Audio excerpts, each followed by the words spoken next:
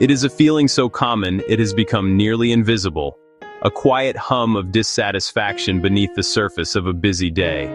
You wake up, and before your feet even touch the floor, your hand finds your phone. The blue light illuminates your face. Morning ritual, scrolling through an endless feed of information, short videos, updates from people you barely know. You feel a flicker of interest here, a brief laugh there. You eat a quick breakfast while you continue to scroll. Your mind occupied, attention splintered into 1,000 tiny pieces. Throughout the day, this pattern repeats. Constant search for the next little burst of engagement. You feel stimulated, yes. But at the end of it all, a hollow feeling often remains. This is not a personal failure, it is a modern condition. Our digital environments are engineered to capture our attention with an unending stream of bite-sized rewards. A like on a photo, a funny clip that lasts only 15 seconds, a news alert promising a shocking revelation. Each one provides a small, fleeting jolt of pleasure. It feels productive, staying connected and informed. But these quick pleasures are like snacks for the mind. They can momentarily stave off boredom or emptiness. They do not provide deep, lasting nourishment leading to genuine joy or accomplishment. The happy feeling fades almost as quickly as it arrives. You reach for another small hit. These quick hits are not designed to build anything, designed for consumption, not creation, not connection. Think of it like building a house with sand. Each grain is easy to pick up. But when you try to stack them, they offer no structure, no stability. To understand why we get caught in these loops, we need to look at the wiring of our own brains. There is a powerful chemical messenger at play, one you have likely heard of, dopamine. It is often misunderstood and labeled the pleasure chemical or the happiness molecule, but that description is not quite accurate.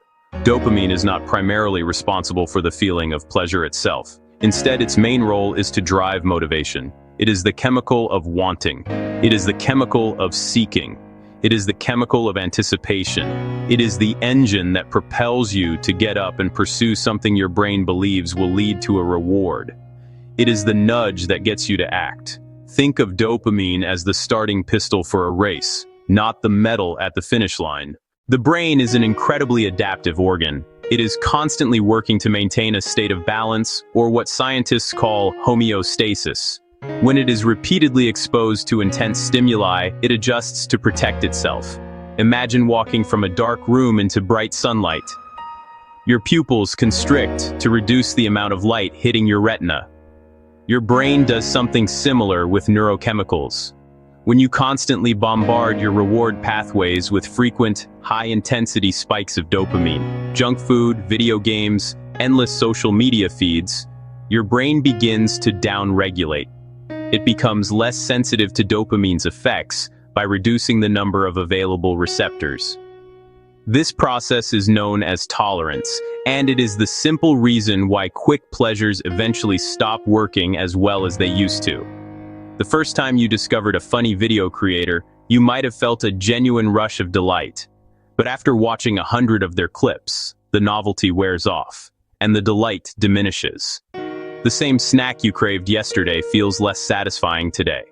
The like count that once gave you a thrill now barely registers.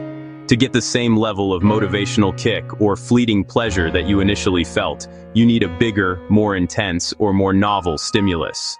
The bar for what feels rewarding keeps getting higher and higher. This is not a matter of weak willpower. It is a predictable, biological response. Your brain is simply adapting to an environment of overstimulation. This escalating cycle can lead to a state where nothing feels particularly rewarding anymore. The very things you turn to for a small lift now contribute to a pervasive sense of emptiness. This is the trap of a life built on easy consumption. Fortunately, there is another pathway to reward in the brain, one that operates on a different timeline and produces a much more durable form of satisfaction. This is the reward of effort, progress, purpose. Unlike the quick, sharp spike of a cheap thrill, this feeling is a slow burn. It builds gradually over time through consistent work, dedicated learning, meaningful contribution. When you commit to a long-term goal, Learning an instrument, training for a marathon, building a business, the reward system in your brain behaves differently. It's not just about the final outcome, it's also about the process itself. This deeper sense of reward is tied to the brain's ability to recognize and value progress.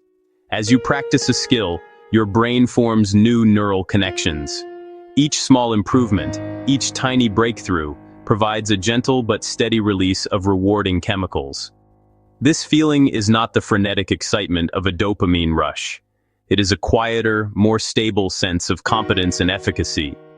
It is the calm pride you feel when you finally play a difficult chord correctly. The quiet confidence that comes from running a little farther than you did last week, or the satisfaction of solving a complex problem at work. This type of reward is intrinsically tied to your own effort. You earned it, and that makes it meaningful.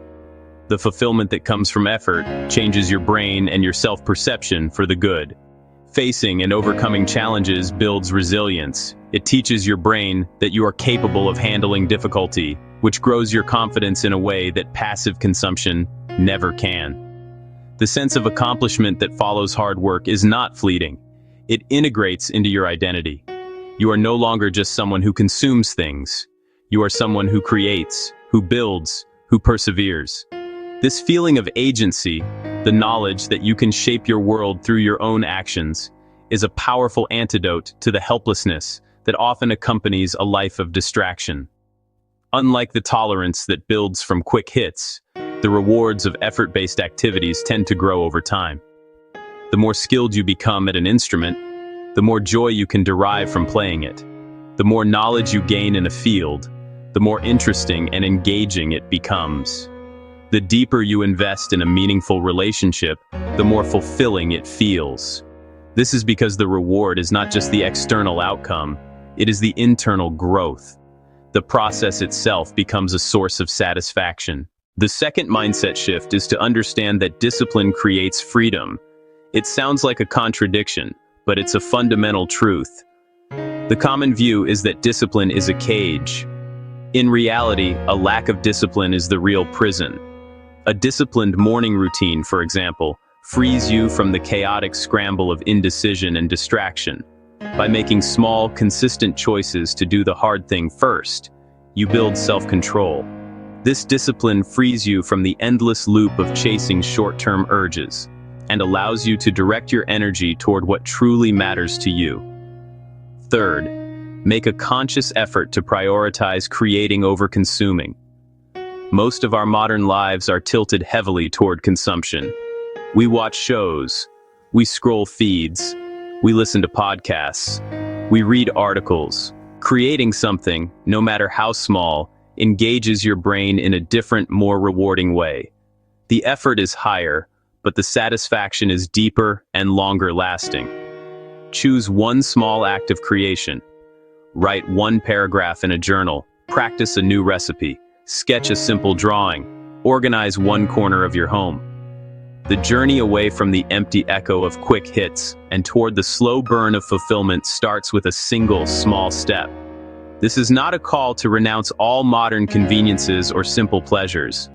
It is an invitation to be more intentional,